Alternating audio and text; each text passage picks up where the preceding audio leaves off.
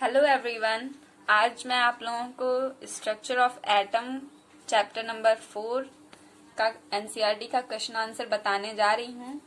इसके कुछ question answers part first में हो गए हैं, क्वेश्चन नंबर 4 से इस पार्ट में हो रहा है। चलिए देखते हैं। फोर्थ क्वेश्चन है हमारा, what do you think would be the observation if the alpha particle scattering experiment is carried out using a foil of a metal other than gold। इसमें ये पूछ रहे हैं कि अल्फा पार्टिकल स्कैटरिंग जो experiment हुआ था उसमें उन्होंने गोल्ड फॉयल को लिया था जिससे उन्होंने अल्फा पार्टिकल स्कैटरिंग एक्सपेरिमेंट किया था। तो कह रहे हैं अगर हम गोल्ड फॉयल की जगह कोई और मेटल लेके ये एक्सपेरिमेंट करेंगे तो क्या होगा, ये आपको बताना है इसमें। If alpha particle scattering experiment is carried out using a foil of any metal as thin as gold foil used by Rutherford, there would be no change in observation। कह रहे हैं कि जो रदरफोर्ड ने गोल्ड फॉयल अपने experiment में use किया था, अल्फा पार्टिकल स्कैटरिंग एक्सपेरिमेंट में उन्होंने गोल्ड फॉयल को यूज किया था। तो अगर आप गोल्ड फॉयल की जगह कोई और भी मेटल लेके ये एक्सपेरिमेंट करते हैं तो ऑब्जर्वेशन में कोई चेंज नहीं आएगा। लेकिन but since other metal are not so malleable so such a thin foil is difficult to obtain. वो कह रहे हैं कि लेकिन और सारे जो मेटल्स हैं वो इतने ज्यादा मैलिएबल नहीं होते हैं, इतनी ज्यादा थिन फॉयल उसकी नहीं बन पाती है, जिसकी वजह से if we use a thick foil then more alpha particle would bounce back and no idea about the location of positive mass in atom would be available with such a certainty।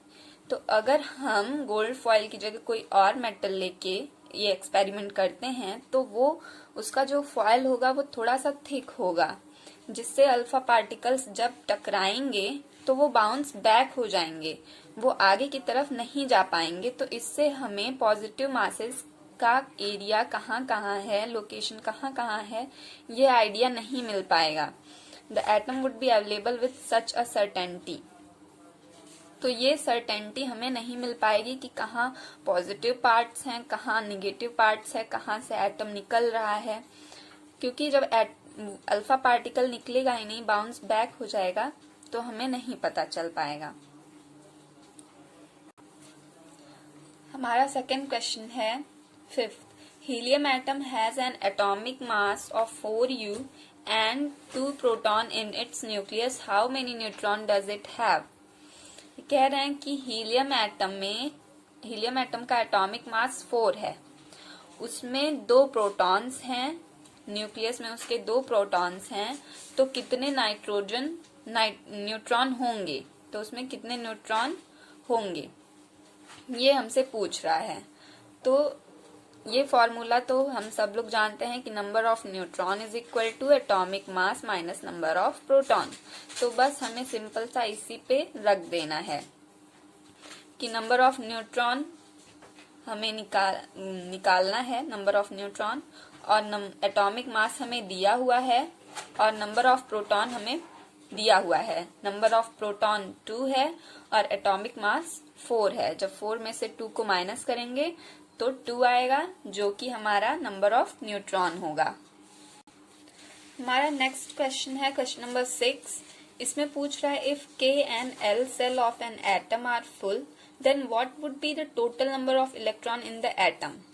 कह रहे हैं कि अगर K और L shell atoms के full हैं तो total number of electrons atom में कितने होंगे, ये पूछ रहा है। तो the maximum capacity of K cell is 2 electron and L cell of an accommodate maximum 8 electron in it। K cell की कैपेसिटी है 2 इलेक्ट्रॉन रखने की मैक्सिमम, और L सेल 8 इलेक्ट्रॉन तक रख सकता है अपने में, 8 इलेक्ट्रॉन मैक्सिमम कैपेसिटी है L सेल की। तो दोनों अगर फुल फिल हैं पूरे तरीके से तो 2 और 8 10 हो गए, तो पूरा मिला जुला के 10 इलेक्ट्रॉन्स एटम में हैं, अगर K और सेल पूरा फुलफिल्ड है तो। हमारा नेक्स्ट क्वेश्चन है question number 7। If number of electron in an atom is 8 and number of proton is also 8, then first question है what is the atomic number of atom. कह रहा है कि अगर किसी एटम में इलेक्ट्रॉन नंबर ऑफ इलेक्ट्रॉन 8 हैं and number of proton is also 8 और नंबर ऑफ प्रोटॉन भी 8 हैं, तो उसका एटॉमिक नंबर हमें निकालना है। तो फर्स्ट क्वेश्चन का आंसर है the atomic number is equal to the number of proton, the atomic number of the atom is 8। हम लोग जानते हैं कि नंबर जो एटॉमिक नंबर होता है वो इक्वल होता है प्रोटॉन के। तो एटॉमिक नंबर अगर प्रोटॉन के इक्वल होता है तो नंबर ऑफ प्रोटॉन तो हमें दिया हुआ है 8 है, तो एटॉमिक नंबर और नंबर ऑफ प्रोटॉन अगर इक्वल होते हैं तो एटॉमिक नंबर भी 8 होगा। Atomic number is equal to number of proton. तो एटॉमिक नंबर हमें दिया हुआ है, एटॉमिक नंबर हमें निकालना है, हमें नहीं मालूम है। नंबर ऑफ प्रोटॉन 8 दिया हुआ है, तो जितना नंबर ऑफ प्रोटॉन होता है उतना ही एटॉमिक नंबर भी होता है, तो एटॉमिक नंबर भी 8 होगा। सेकेंड क्वेश्चन है what is the charge on the atom. Atom में कितना चार्ज होगा, तो ये हमें पहले से ही दिया है कि नंबर ऑफ इलेक्ट्रॉन 8 हैं और नंबर ऑफ प्रोटॉन भी 8 हैं, तो न चार्ज जो होगा उस पे 0 होगा, क्योंकि जब नंबर ऑफ इलेक्ट्रॉन और नंबर ऑफ प्रोटॉन सेम है तो फिर इस पे चार्ज कुछ भी नहीं होगा, 0 होगा।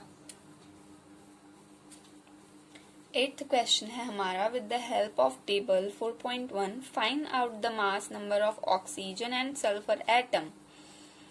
टेबल 4.1 जो दिया हुआ है एनसीईआरटी में, उसकी हेल्प से इस क्वेश्चन को करना है। कह रहे हैं कि number of oxygen, mass number of oxygen और mass number of sulphur atom हमें निकालना है। तो हम लोगों को पता है कि mass number of oxygen is equal to number of proton plus number of neutron होता है। जितना नंबर ऑफ प्रोटॉन होगा और जितना न्यूट्रॉन होगा एटम में, उतना ही उसका ऑक्सीजन का मास होता है। तो नंबर ऑफ प्रोटॉन हमें दिया है 8 और नंबर ऑफ न्यूट्रॉन भी हमें दिया है 8, तो उसका ऑक्सीजन का मास होगा 16। सिंपल सा है। एंड सेकेंड है मास नंबर ऑफ सल्फर निकालना है, तो इनका भी प्रोटॉन 16 है और नंबर ऑफ न्यूट्रॉन 16 है, तो इन दोनों को ऐड करके 32 आ जाएगा। नेक्स्ट क्वेश्चन है for the symbol of H, D and T tabulate 3 subatomic particle found in each of them। जो सिंबल दिया हुआ है H, D and T, इसमें कह रहा है कि इसका एक टेबल बनाओ इन सब एटॉमिक पार्टिकल्स का और उसमें कितना क्या क्या होता है उसको बताना है। तो H, D, T ये तीनों हाइड्रोजन के आइसोटोप्स हैं। प्रोटियम H से डिनोट किया जाता है, ड्यूटेरियम को D से डिनोट किया जाता है और ट्राइटियम को T से डिनोट किया जाता है। अगर ये आइसोटोप्स हैं तो आइसोटोप्स के हमेशा एटॉमिक नंबर सेम होते हैं, और अगर एटॉमिक नंबर सेम है तो नंबर ऑफ प्रोटॉन्स भी इक्वल होंगे, क्योंकि atomic number is equal to number of protons. तो इनका भी 1 है, इनका भी 1 है और इनका भी 1 है। और न्यूट्रॉन प्रोटियम में 0 होता है और ड्यूटेरियम में 1 होता है और ट्राइटियम में 2 होता है, और इलेक्ट्रॉन भी तीनों में एक ही होता है। हम जानते हैं एक आइसोटोप होता है और एक आइसोबार होता है। हमें हमेशा याद रखना है कि आइसोटोप्स में एटॉमिक नंबर सेम होता है और आइसोबार में एटॉमिक मास सेम होता है। सो हमारा नेक्स्ट क्वेश्चन है right the electronic configuration of any one pair of isotopes and isobar. ये जो नीचे आइसोटोप्स और आइसोबार दिए हैं इनका इलेक्ट्रॉनिक कॉन्फ़िगरेशन करना है। तो ये कार्बन का है आइसोटोप 12C6 और 14C6 आइसोटोप है, इसका एटॉमिक नंबर सेम है, तो इसका इलेक्ट्रॉनिक कॉन्फ़िगरेशन भी सेम होगा दोनों के लिए। 2 4 फर्स्ट के शेल में 2 इलेक्ट्रॉन, एल शेल में 4 इलेक्ट्रॉन्स। सेकंड है हमारा नियॉन। नियॉन आइसोबार है, इसका एटॉमिक मास सेम होता है, इसका एटॉमिक नंबर डिफरेंट होता है 10 और 11, तो इसका इलेक्ट्रॉनिक कॉन्फ़िगरेशन भी डिफरेंट होगा। पहले वाले का होगा 2 और 8, के सेल में 2 इलेक्ट्रॉन और एल सेल में 8 इलेक्ट्रॉन्स, और सेकंड का होगा के सेल में 2 इलेक्ट्रॉन, एल सेल में 8 इलेक्ट्रॉन, एम सेल में 1 electron. So thank you so much.